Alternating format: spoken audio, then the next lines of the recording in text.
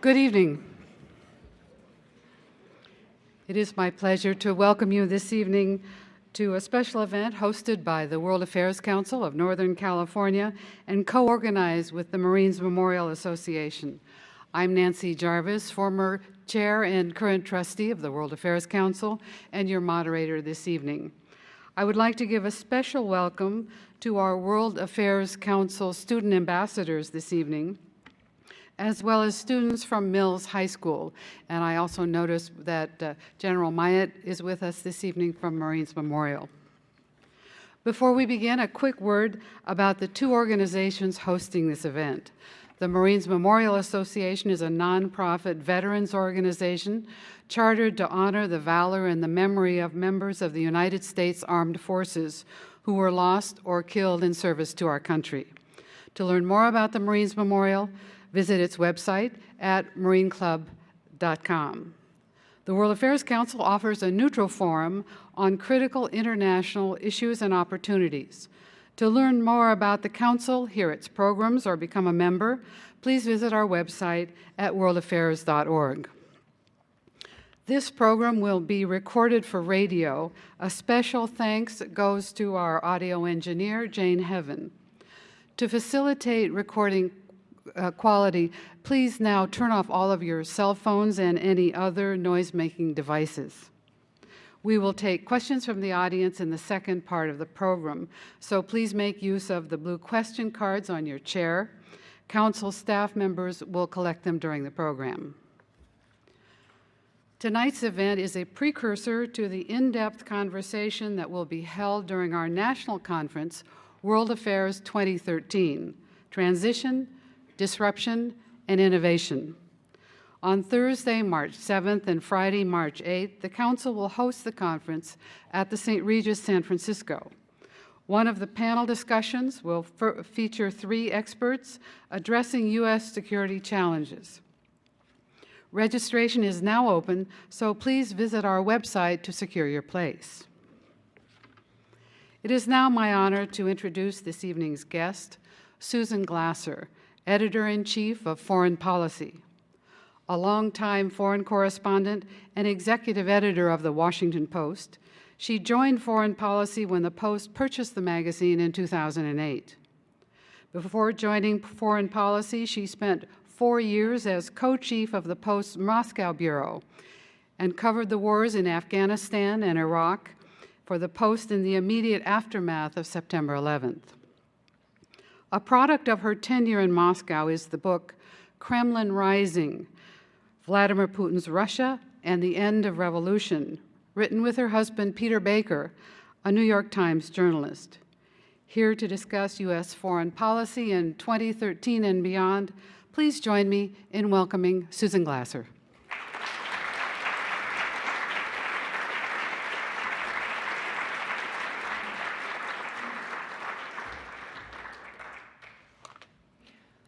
Thank you so much. Thank you, Nancy, and thank you to the World Affairs Council. I'm delighted to be returning back here. I wish I was here on the happy occasion of plugging my book, but I hope to return if you'll be so kind next time I have a book to plug. But thank you very much, and thank you to all of you for coming out tonight.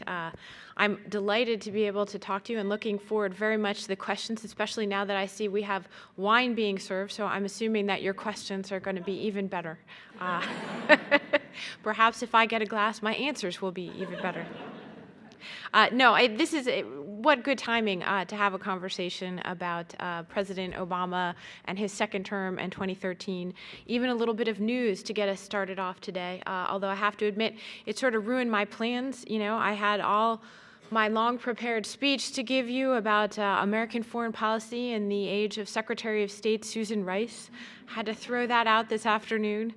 So much for my carefully honed theories about the impending American pivot to Africa and other implications of the Rice secretaryship.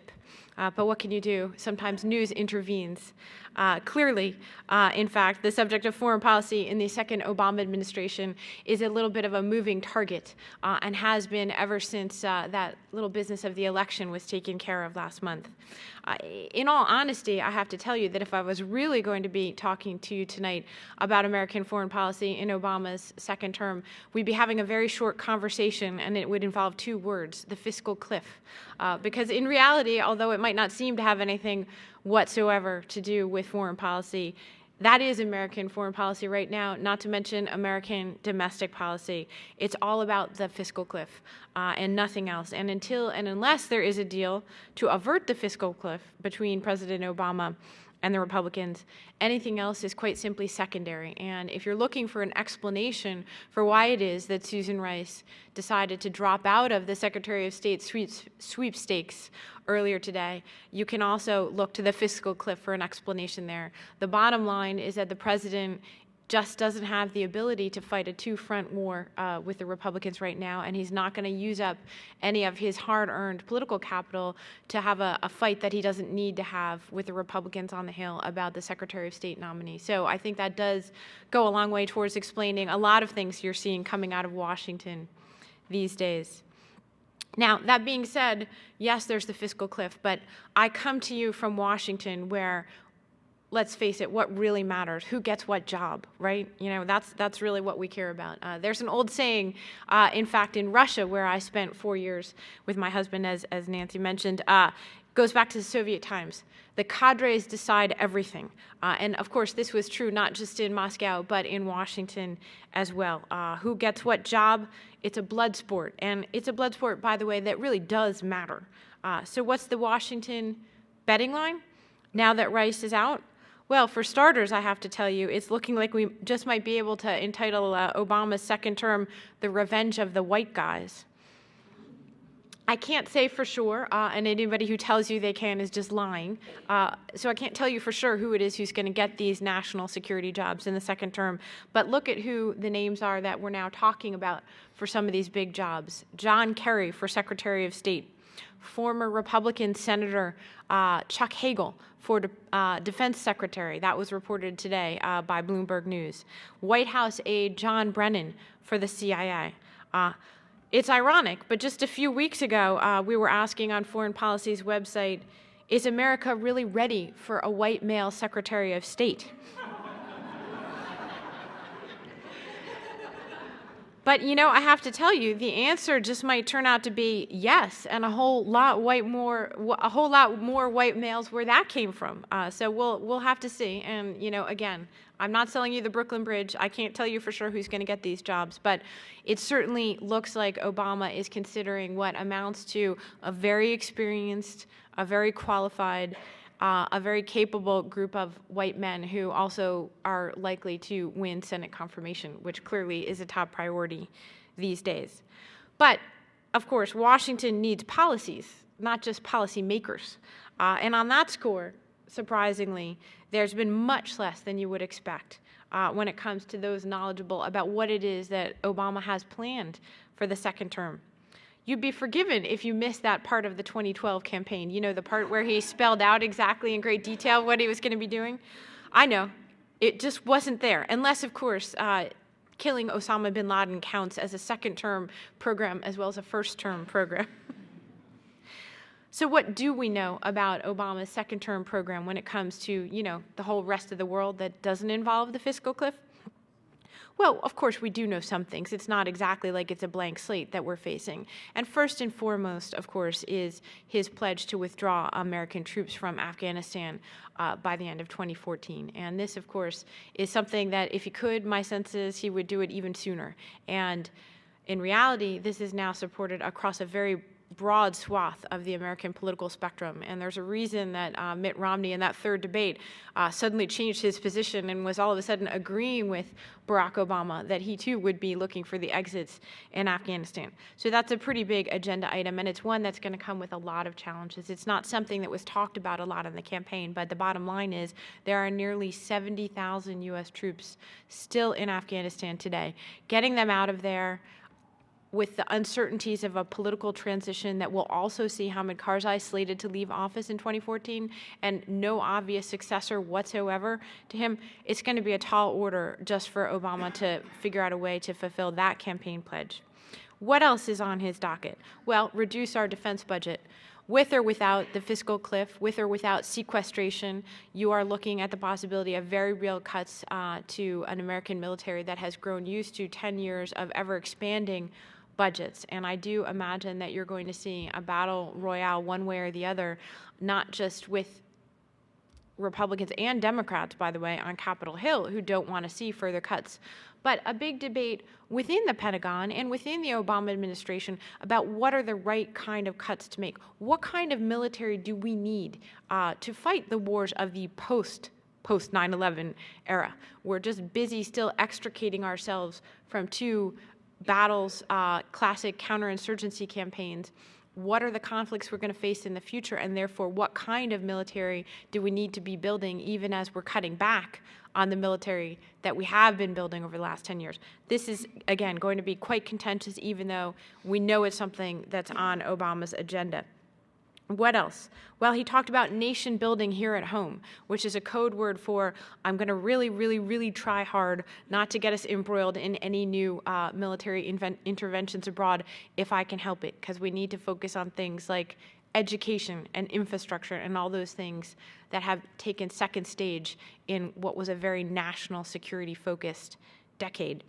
And then there's the famous pivot to Asia, which has been in many ways the major strategic effort of the Obama administration's foreign policy in his first term. What is that going to look like in the second term? To what extent is that something that they can follow through with? This is an ambitious agenda, even if that's all that there were that Obama was to undertake. That being said, he's not completely a cipher to us when it comes to the rest of the world. This isn't 4 years ago. We know an awful lot more now about Barack Obama's approach to global crises than we knew back then. We know about his decision-making style. We know that he's cautious, but we also know that he's occasionally willing to be bold. We know that he's no crusading democracy activist, but also very far from a stay-at-home isolationist. We know that he means it when he says he wants to pursue a pragmatic, interest-based foreign policy, shaped not only by the national interest, but also by our capabilities. He's not the American declinist of the campaign caricature, but he's also very clearly preparing America for a moment when it may be a superpower that picks a whole lot fewer fights, or at least does so a lot more carefully in the future. But the bottom line is there's no new Obama doctrine out there ready-made for us as we think about what the challenges of the next 4 years will bring for him. But I would suggest to you that you might be thankful for that after all. It could just be wrong or misleading, or even both, if Obama had promised us more in his campaign.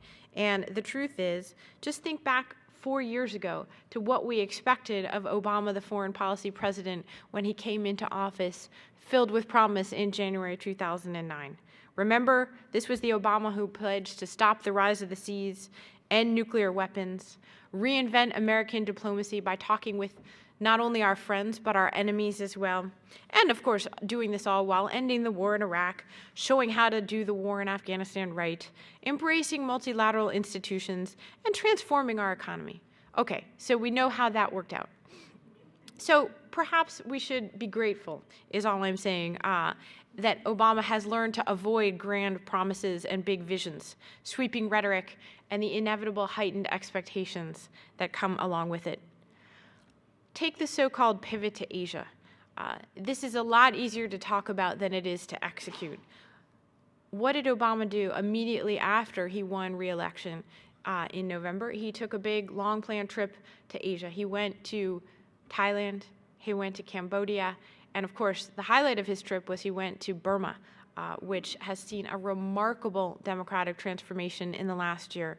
And I think Obama was there in part because they wanted to bask in some of the glory, the sheer unlikely feel-good story of being able to go and pay tribute to the incredible courage of Aung San Suu Kyi as she takes on her new role as a politician in a country moving with incredible rapidity towards democratic reforms that would have been unthinkable just a couple of years ago. So what happened in the world? Guess what? Nobody cared.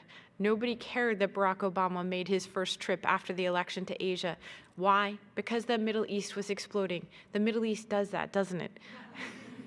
Yes, another war in Gaza. Yes, Jordan exploding. Will the king fall? Egypt in constitutional crisis. Just a mess everywhere you looked. Every press conference he gave, what was Obama asked about? He wasn't asked about Asia. He wasn't asked to give inspiring remarks about the great transformation of Myanmar. No, he was asked about the Middle East, because that's what happens to American presidents.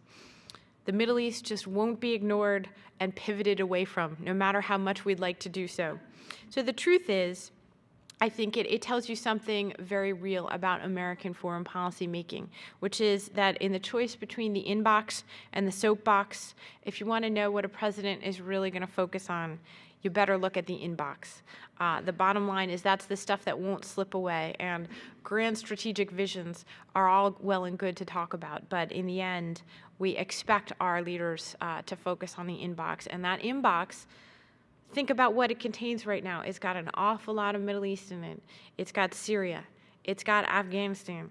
It's got Iran. It's got Israel. It's got Egypt. And, oh yes, of course, there's a few dozen other traumatic crises waiting to explode just in case Obama doesn't have time filled enough with the Middle East. There are tensions with China rising as it confronts neighbors who are increasingly worried about China's rise. Problems in the South China Sea. It's got tensions with Russia.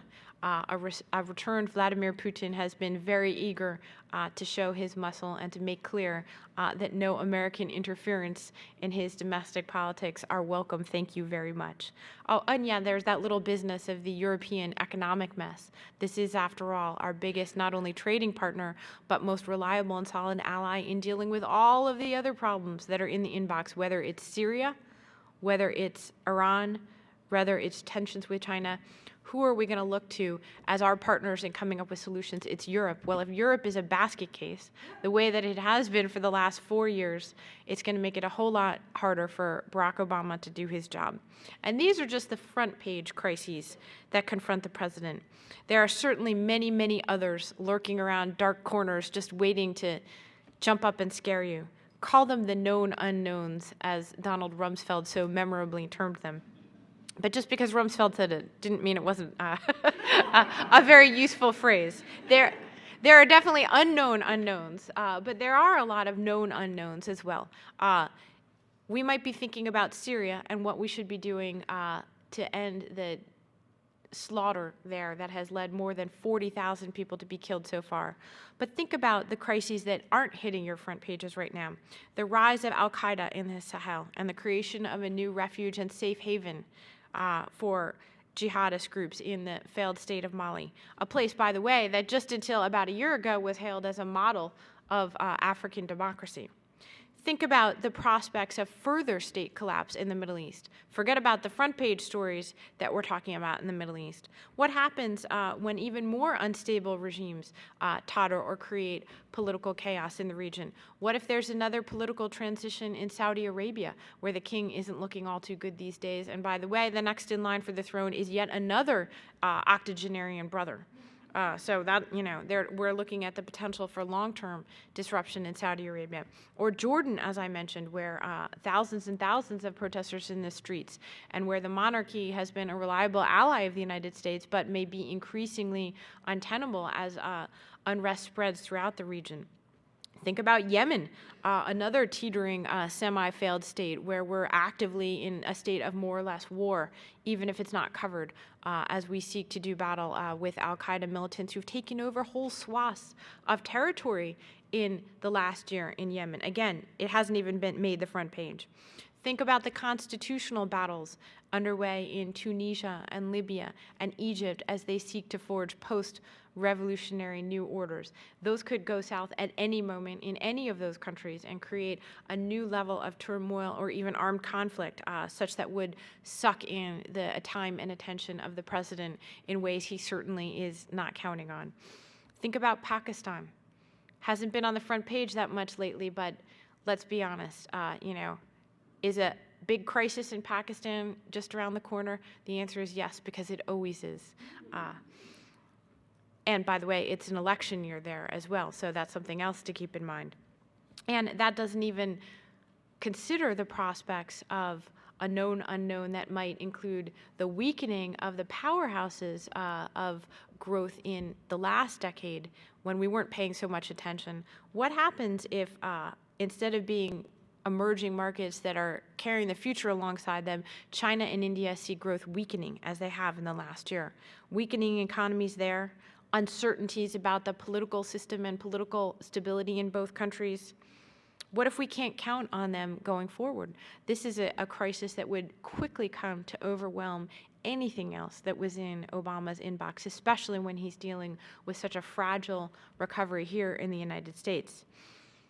And that's just the category of things we know about that could happen. What about that whole other category of challenges that Obama will be looking at and thinking about, even if he's not so far talking about them? The transforming world that may in the end provide the real foreign policy agenda for his second term. Hillary Clinton, these last few years as Secretary of State, has fond of saying that our leaders are required to focus not just on the headlines, but on the trend lines as well. So what are those trend lines? The things that aren't easy to put into a quick news story, that aren't easy to focus or translate into a campaign slogan, but that are going to be driving the thoughts and the obsessions and the worries of American policymakers when they think farther down the road than the next presidential campaign. There are so many that are important to spotlight, and I won't even talk about the technological transformations that so many of you here in the Bay Area are helping to power along. But think about these few things as you think about something that doesn't often enter the foreign policy conversation, but that just might be the stuff of foreign policy in the future. Think about the transformative possibilities of this new North American oil and gas boom that we're seeing that has a possibility literally to rewrite geopolitics as we know it. Over the last few years, nobody predicted this. If we'd had this conversation 4 years ago at the beginning of Obama's presidency, we wouldn't have been talking about an oil and gas boom here in North America. We'd be talking about alternative fuels. We'd be talking about, can we ever break this cycle of dependence on the Middle East? Instead, you had the specter of the president on the campaign trail talking about America as the quote-unquote Saudi Arabia of natural gas. It's been that quick and that dramatic. Does this have the possibility to rewrite the world order as we know it? Does it have the possibility to shift our gaze finally potentially away from the Middle East over the long term in ways that could potentially be very beneficial? Does it have the potential to make our relationship with Canada and Mexico a whole lot more important? Absolutely. This is something that I certainly would spotlight as a major long-term over-the-horizon trend to be thinking about. What about the rapid urbanization of the rest of the world? Now already at more than 50% of the world's population is living in cities, and we're headed up towards 60, 70, even 75% in the next few decades. The world is headed from 7 billion people, where it is today, to more than 8 billion in not a very long time horizon. The challenges of thinking about not only resources, but what's the environment that's going to sustain and support those people, and what are the politics that are going to flow from that. Those are decisions, by the way, that are being made right now in the next few years in ways that will have a dramatic impact on what the foreign policy of the United States in 2050 looks like. I just went to a very interesting meeting a few weeks ago in Dubai, and one of the people that I encountered there was a woman who is an expert on global infrastructure. And she had an astonishing statistic to share with the group that I was part of. She said that 70% of the world's built environment in 2050 has yet to be built. So think about that. It means that virtually all of the buildings that all of those 8 billion people are going to be encountering, they haven't been made yet. It means that the decisions that we make today about the kinds of environments that we're living in, how we do things, what kind of cars we drive, what kind of cities we build, are really going to shape pretty much everything about not just our grandchildren's future, but actually our children's. It's that soon over the horizon. And I think the final thing that I wanted to spotlight for you when you're thinking beyond the day's panicked headlines is, what does the next decade hold for us in terms of the continuing emergence of the global middle class? Here's the positive side of the story. We have someone who writes a column for foreign policy called The Optimist, because the truth is most foreign policy news is not so much on the optimistic side.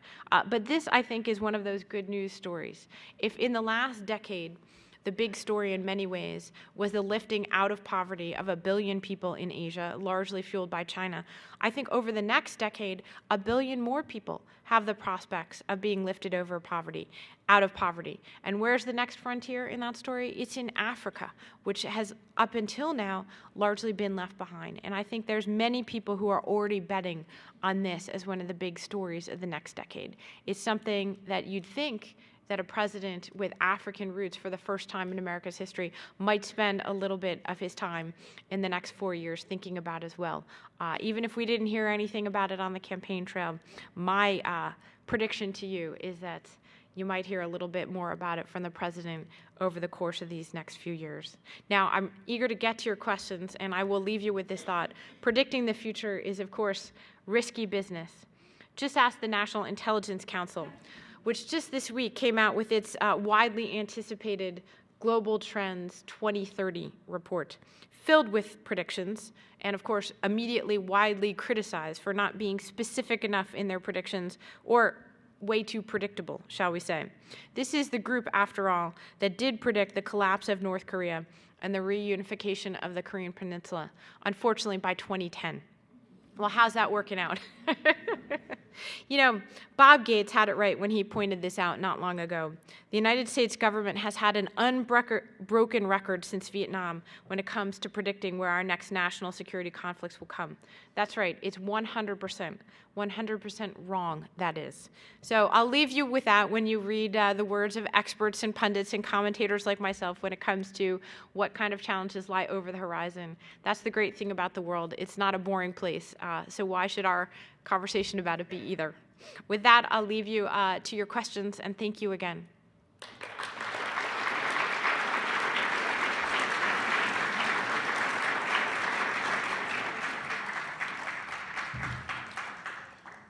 Thank you for that thoughtful tour of the issues. We'll be able to drill down into some of those subjects during your questions. To go back to the beginning of your remarks, how would you evaluate Hillary Clinton's tenure as Secretary of State? Well, you know, that is a great question. Thank you so much. You know, Hillary Clinton, I think, has done a remarkable job of reinventing herself. Such a remarkable job, we might forget actually where she was 4 years ago, which is very much down and out, very much, oh good, the wine has got, so you want the General real Maya just brought us some glasses of wine. It's very nice. Excellent. Great hospitality here. I think that means he wants me to give the very frank answer to all these questions. The truth is, Hillary Clinton 4 years ago was by no means the slam dunk assured success that I think is almost taken for granted right now that she has been in this role as Secretary of State. She didn't have a ton of foreign and policy experience. She'd just come out of a campaign in which, let's be honest, she blew it. She blew it. She was the overwhelming favorite, and she ran a very poorly managed campaign and really managed to let go in some significant ways of a lead that should have proven insurmountable. And yet, it seemed that Secretary of State was a perfect role for her. The team of rivals approach never really happened. That inevitable conflict between her and the president's men somehow never came to pass. There were no explosive confrontations. She managed to work quite closely with Obama, and she also managed to harness her global celebrity and star power to a really relentless campaign to put America back on the soft power map. So in many ways, I would say, that the acclaim for Clinton's tenure as Secretary of State is very justified. However, I would also caveat it with this. What exactly is a Secretary of State supposed to do in this day and age? Do any of you know? Because I'm not really sure myself. And the truth of the matter is, I do think that as widely praised as Clinton is, very few people have any idea whatsoever what she actually does in this job. So there might be a correlation between approval ratings and the lack of a really in-depth knowledge. They got the sense she's out there, she's actively traveling the world and representing American interests. What she's doing behind those closed doors, though, my guess is very few people have any real insight into. As we are guests of the Marines Memorial tonight, and in partial thanks for General Myatt's offerings, one of the issues that you mentioned was what kind of military do we need to build? And I'd like you to elaborate on that, please. Well, my goodness, that's a great question, and I'm not sure that I would even be qualified to begin to venture an answer there. I think I can say this, that it's going to be a major debate. In many ways, it is the long deferred debate that Rumsfeld wanted to have when he came into office with Bush in 2001. Remember, they certainly weren't anticipating fighting a land war in Central Asia. What Rumsfeld was looking at was the transformation in military affairs and the question of, can we build a new technology-driven, lighter, faster, smarter, leaner, meaner military for a new era. Now, there were many mistakes were made, as they say, when it comes to applying that concept, and it certainly didn't work in the context of the wars that we launched in Afghanistan and Iraq. But I think you're going to see an updated 10 years later version of that debate play out now. I think that, what kind of military do we need to be building to address the cyber threat that is only growing more and more each day? What is the capacity that we need to maintain to have a physical presence on the ground in some of the world's hotspots? Americans are used to thinking themselves by now as an indispensable superpower. We've gotten the habit of it. Look at the furious outcry after the Benghazi incident, in which 4 Americans were killed at the U.S. consulate there. What were Americans furious about? How come we didn't do something? How come we didn't send in the Marines? How come we weren't able, at a moment's notice, to go to an obscure corner of eastern Libya and defend our Americans? And that's, a very justifiable impulse. But I think if you pull back from it a second, it suggests that we have not necessarily adjusted our global aspirations and our aspirations to be anywhere that we want to be at a time of straitened budget circumstances. Let's stay on domestic issues just for one more moment. And you have stated that predictions are usually a casualty, but I'd like you to make one, and then we can just see what happens and not take it too seriously. What role do you see Susan Rice playing in the next administration, as she certainly will not be Secretary of State? Yes, well, that's a very good question, and this is all playing out very quickly in some ways. So partially, I would say stay tuned. She said for now in her letter to the president asking that she be withdrawn from consideration for the secretary's job, that she will remain for now in her post as U.S. ambassador to the United Nations. She is by all accounts a very close and trusted advisor of President Obama's, and I think she might remain a very strong candidate for national security advisor should the position open up. So that's a question. We don't know just how big of a shakeup Obama is planning when it comes to his team. Tom Donilon, who is in the role of National Security Advisor now, is widely expected, had been expected to stay on in the job. He also might face some challenges in getting confirmed by the Senate, so people had expected that he would not be a candidate for, say, Secretary of State or CIA Director, both of which require Senate confirmation. But, perhaps there's another job in the administration for Donilon, and perhaps Rice would flow more naturally into that job, which is essentially a staff job to the president. So that's where she could take advantage of her closeness with Obama and yet also not have to worry about those pesky senators voting on her nomination. I'd like to take, and the audience has a great interest in your background in Russia, both directly and indirectly.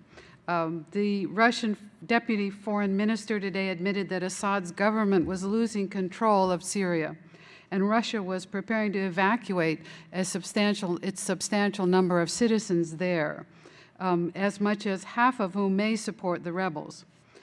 Some expect Syria to split into 4 parts that would be home to distinct ethnic and religious groups, such as Yugoslavia in the 1990s. Could you comment on that, please?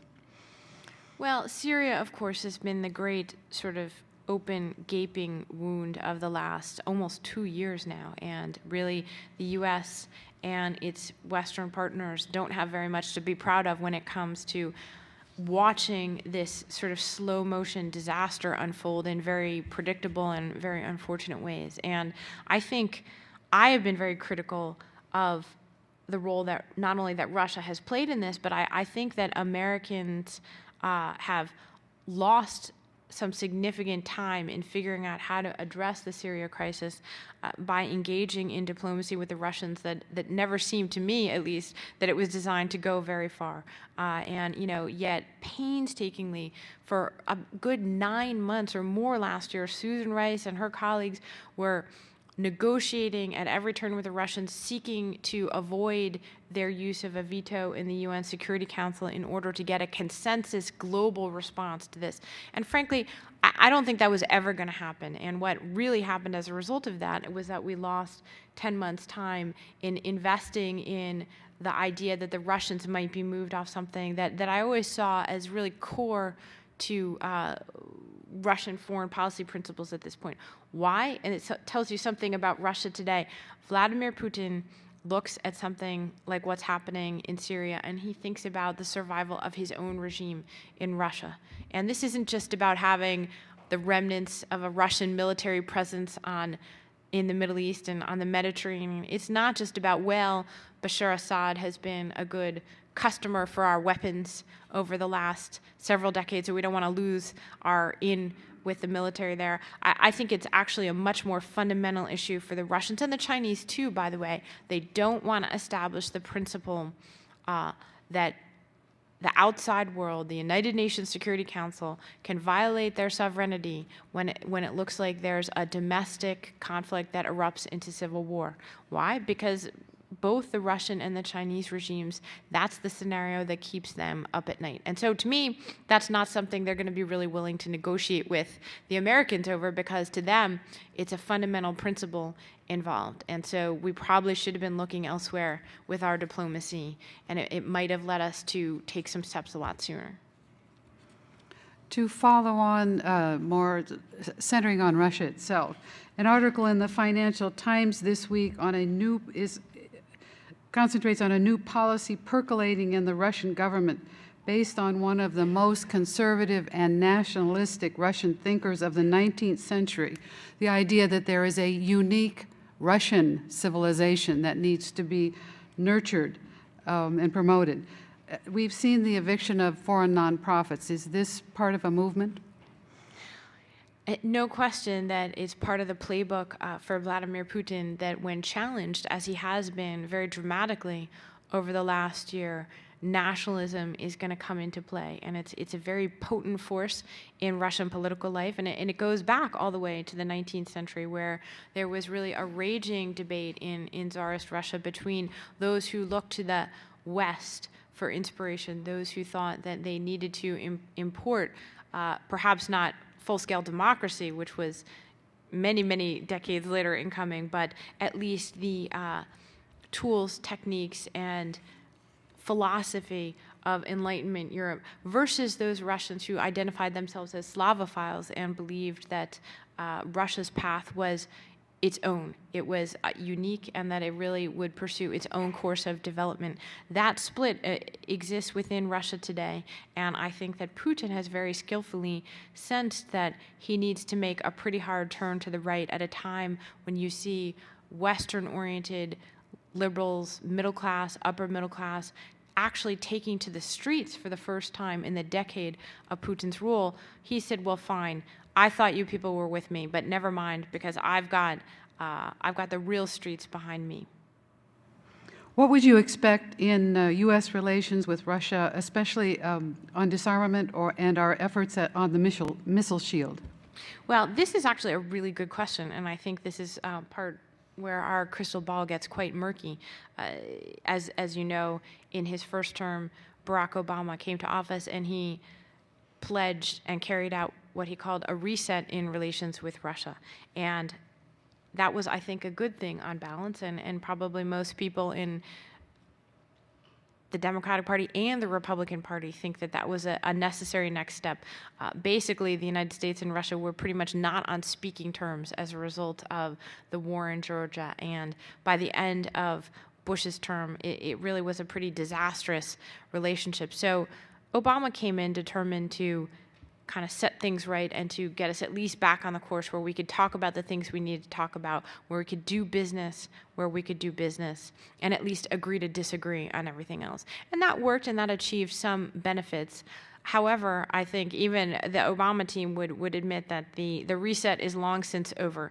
And I think many people abuse this metaphor, and I'm on a campaign for them to stop. People all the time asking me in Washington, well, how do you see the reset continuing or not? I'm not a great technologist, but when you reset your computer, you get one chance to push the button, right? And then it pops back up, and then you have to do something else if that doesn't work. And I think we're at that point where we've reset the computer. We can't do it again, and we can't just keep our finger pressed down on the button and hope that something good happens. So we're going to have to look for some other ways to engage Putin in Obama's second term. Cybersecurity is on everyone's mind, but how well protected are we? What is known about the cyber probes emanating from the PRC? Well, this is something that you're hearing more and more about. In fact, this year, there's been a major shift in rhetoric by U.S. officials. You've heard both Hillary Clinton and Leon Panetta, the Secretary of Defense, talk much more openly than they ever have before about what they consider the very serious nature of the threats coming from China on the cyber front. They've also engaged in private talks where they've explicitly put this cyber confrontation on the table with their Chinese counterparts this year for the first time ever. I don't think they're making any big claims to have actually achieved any meaningful breakthroughs in those conversations, but I think it suggests the level of alarm that U.S. officials have about this, that they're willing to engage in a whole new level of, really scaring us silly about this kind of stuff. So I think you're going to see billions more dollars poured into the military and non-military components of addressing this cyber challenge over the next few years, even in the context of the budget cuts that we talked about earlier. There's a raging debate in military circles about how much of an actual threat this does constitute to us. In the end, would you rather have a shooting war or a cyber war? There are certainly plenty of people who say that while a cyber war might prove to be deadly, in the end, they'd take it if the choice is between that or people pointing guns at each other. Please comment on the defense establishment's desire for larger clandestine operations, with focus on extremists in Africa and the pivot to China.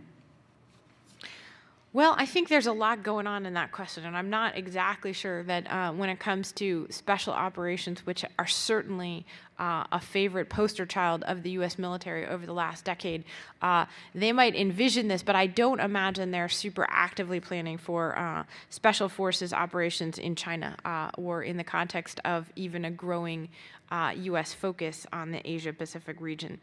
That being said, the resources for special forces have gone up and up and up, and in many ways, I think one of the more potentially disturbing and certainly significant developments of the last few years has been almost the merger and the fusion of special forces by the military, by the intelligence agencies. You really have a whole new kind of war being waged. It's outpaced our legal framework for thinking about war. It's outpaced our use of technology in many ways, not just the drone operations, but we're developing whole robot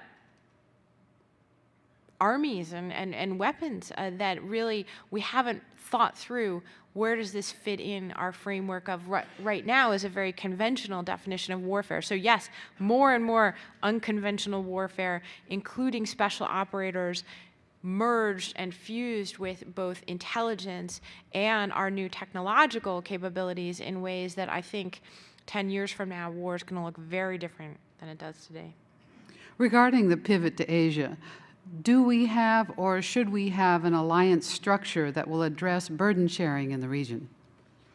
Well, that I think is at the heart of it, and in many ways it's going to be negotiated over the course of some very difficult decisions that we have to make, not only about is the pivot to Asia even real, and is it primarily military in nature, or is it something that means something much more economic and strategic as well as military? And that's a fight that's just in its early days back in Washington. You certainly have classic national security hawk types who believe that the pivot to Asia very much is a military story, that it is very much about containing what they believe is a rising China. Now, that word containment is practically nuclear when it comes to the U.S.-China relationship, and many Chinese analysts are convinced, along with the hawks back in Washington, that the pivot to Asia really is all about encircling China, building a network of alliances that's going to contain this threat of a rising new power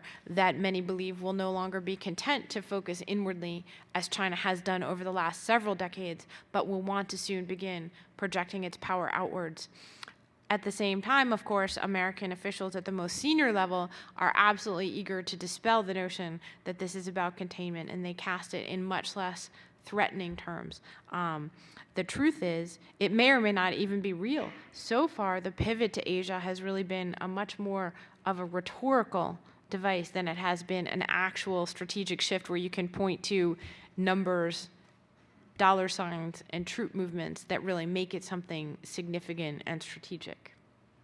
Continuing in Asia, what do you think we should expect from North Korea in 2013 and beyond? Well, I'll refer you back to that National Intelligence Council prediction that I mentioned. If you keep predicting something long enough, eventually it will be true. And you know what? Eventually, my guess is the North Korean regime will collapse. Eventually, there will be reform of some sort. Eventually, we may be looking at reunification. Whether 2013 is that year or not, well, I would hesitate to say. China and Africa relations have boomed in recent years. What is the reason for the interest, and are the Chinese attempting to beat the U.S. in a new supposed race to trade with the continent? Good question. There's no question, first of all, that trade between China and Africa has absolutely exploded over the last decade, and that it is undertaken in a very different model than the traditional U.S. and Western European concept of aid delivered to Africa. China's aid exists. It's much more economic in form. It's much more straightforward and transactional. There's a lot less lofty rhetoric about poverty fighting and that sort of thing that you hear from the Chinese. At the same time, they're much more willing to jump in there and to build big stadiums and to build new roads. There's also an increasing backlash, though, against that money pouring into Africa. There are concerns by many in the region, both governments and non-governmental organizations, that China has really pursued this transactional approach to Africa to an extreme, and that really what they're looking for is a form of resource exploitation as they think about the incredible and almost terrifying demands of their exploding population and their inability to service those demands through resources existing within China itself. They may be looking at Africa as a kind of new reserve. And I think you could see an increasing competition between the United States and China in Africa when it comes for competition for loyalty and that sort of thing. But so far, the Chinese have not played this as a Soviet-style Cold War type race between the United States. And so hopefully what we'll see is a growing economy in Africa in which there's room for many different models of contributions. But stay tuned. What stand should the United States take in regards to the attempts by China to gain control of fish and mineral-rich islands in the South China Sea that are also claimed by our allies?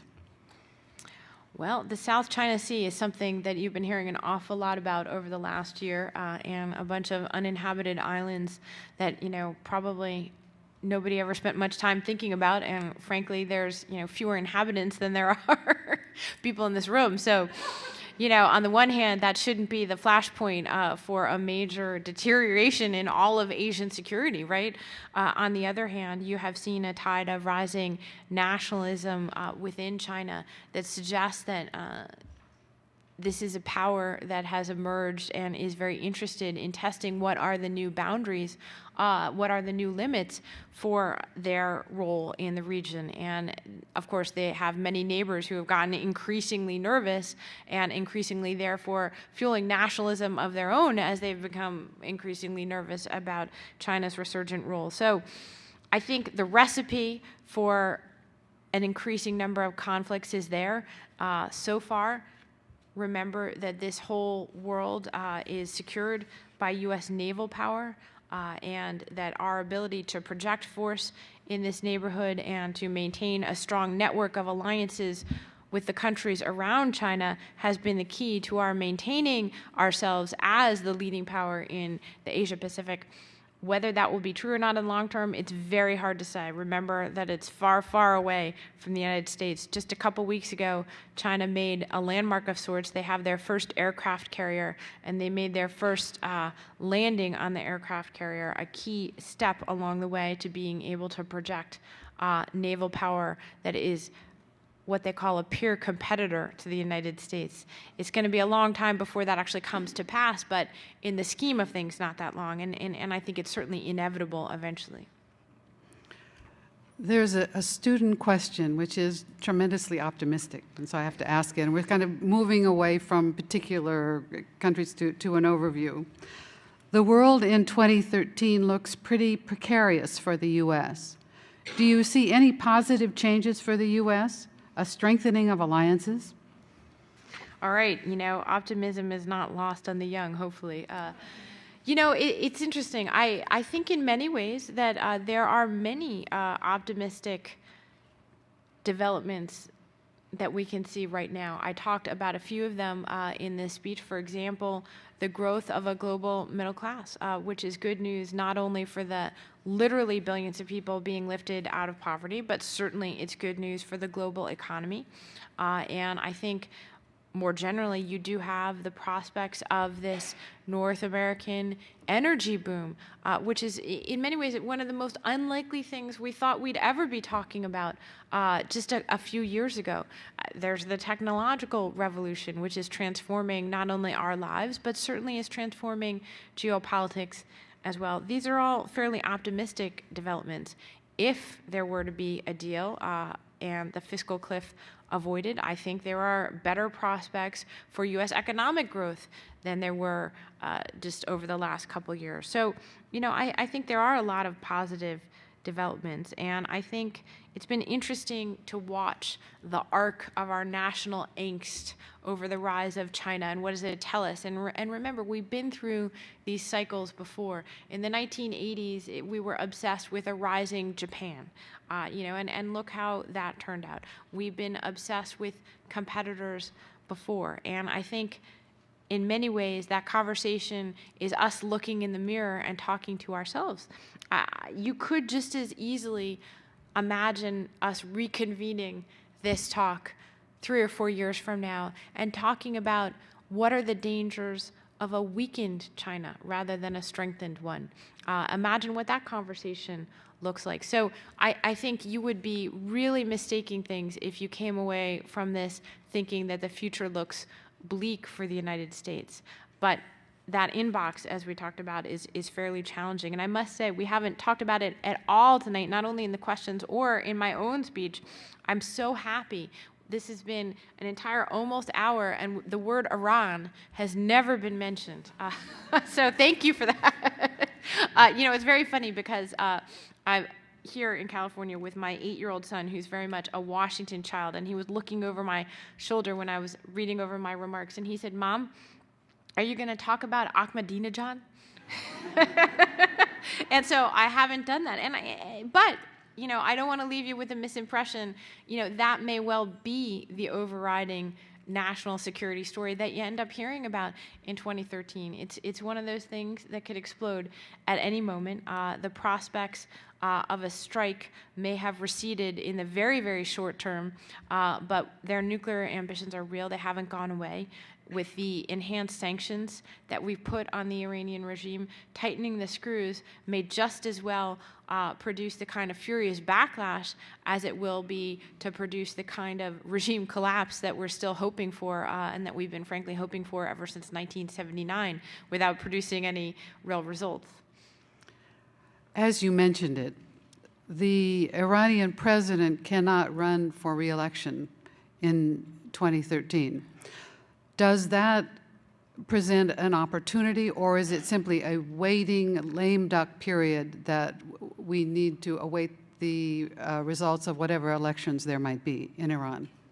Well, as we've seen before with Iran and also many other countries in the region, right, elections are moments of decision and inflection points that do often lead to transitional moments. And so there's always the hope or perhaps the fear that an election can produce a break in the logjam that we otherwise have with Iran.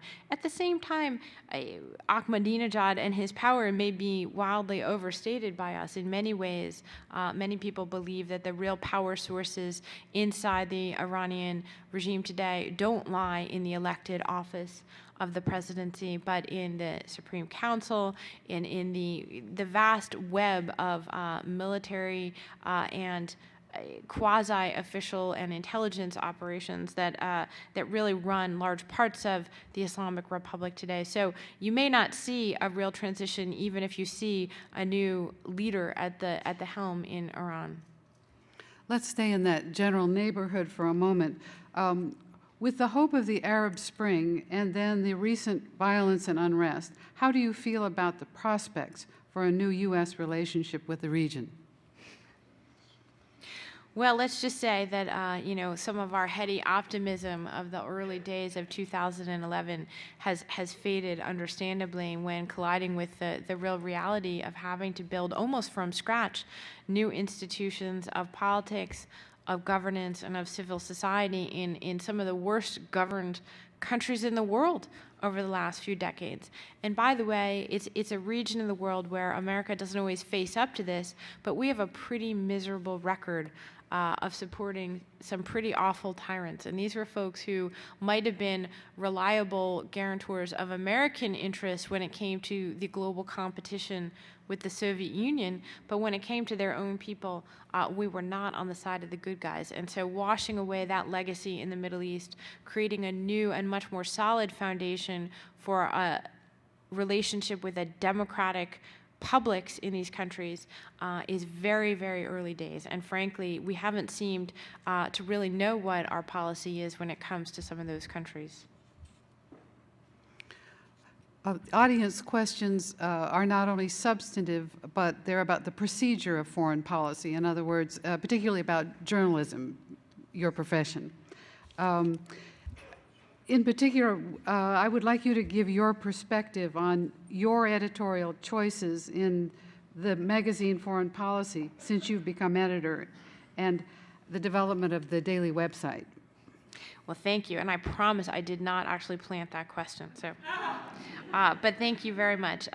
Foreign policy, both the subject and the magazine, has been a very fun project. And, we started out about 4 years ago in an effort to rethink and to remake this for a new, more digital era. And while we were doing it, we had a little bit of a slogan around the office, sort of a joke. We said, the world is not a boring place, right? So, why should your reading about it be? Well, we kind of came to really like and embrace that slogan, so we turned it from a joke into our actual slogan. And I think it suggests that, there's a lot more stakeholders in the world today, and there's a lot more ways and vantage points to view the world. And also, if you want to shape the conversation about the world around you, well, guess what? First of all, you need to participate in it.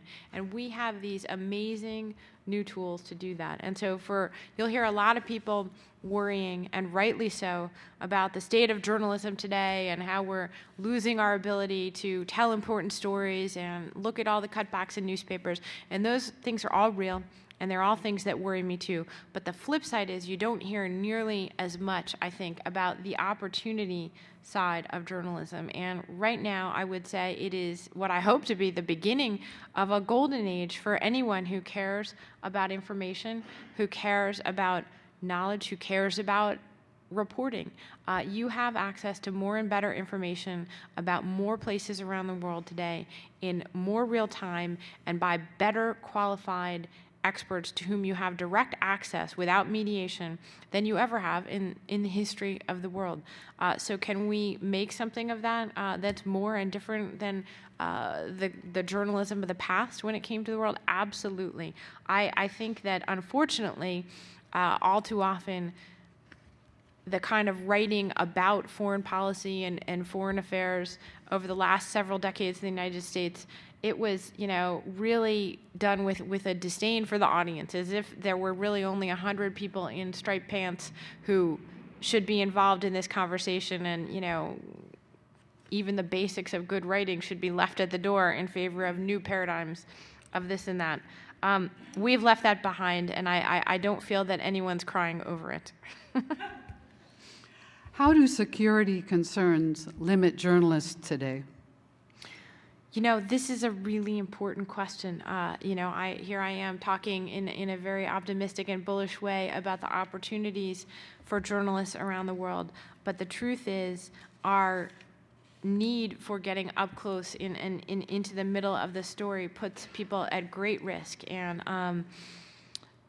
I think it's a bigger and bigger challenge. Look at coverage of the war in Syria, where a number of journalists have been killed while trying to bring the story out to a world that has been otherwise all too indifferent. Marie Colvin, who was one of the great correspondents of her time, my friend and colleague Anthony Shadid, who died while attempting to go in on horseback into an otherwise inaccessible conflict. There are people who have been kidnapped and taken and disappeared, presumably into Assad's jails while covering this conflict. There are people who are missing right now, who went to bring this story to the rest of the world. And of course, there are the citizen journalists from inside Syria who have risked their lives. Many of them have been arrested and not been heard from. People who tried to bring us the story via videos that you can see on YouTube of this conflict unfolding. So it's important to keep that in mind when you have the expectation of the Twitter era and that you should be getting all the news instantly the second that it happens, no matter in what far corner of the earth. This is our final question, so we'll circle back to the United States where we started. Secretary Rice and former New York Chancellor Joel Klein wrote a report on the state of K-12 public education as the national security and foreign policy issue of our time. Would you comment? Well, I already mentioned my 8-year-old, so clearly I'm in favor of better education for the U.S. I think that, when Obama talks, as I mentioned during the campaign, about nation building here at home, that's the kind of thing that he has in mind. And there are increasingly a group of really smart and well-respected thinkers who focus on foreign policy, who believe that in the end, rather than spending our time worrying about events in Iran that we have potentially very little ability to shape, we should be thinking that the best foreign policy might well be to strengthen and to shore up not only our institutions here at home, but our ability to think about what is the image that we project in the world overseas. Call it soft power, call it smart power, but I think it flows from having the best universities in the world today, which the United States, by the way, still does to a vast extent, and I think that often gets lost. But don't overestimate the soft power advantage of that. When you ask the average Chinese person studying hard for their exams in Beijing, whether they'd rather go to a Chinese university or Harvard University or Stanford University right here in the Bay Area, you know what the answer to that is going to be. And I think that suggests the kind of foreign policy power inherent in strong American institutions. That's a great way to conclude our program. On behalf of the World Affairs Council of Northern California and the Marines Memorial Association, we want to thank Susan Glasser for her thoughtful comments this evening.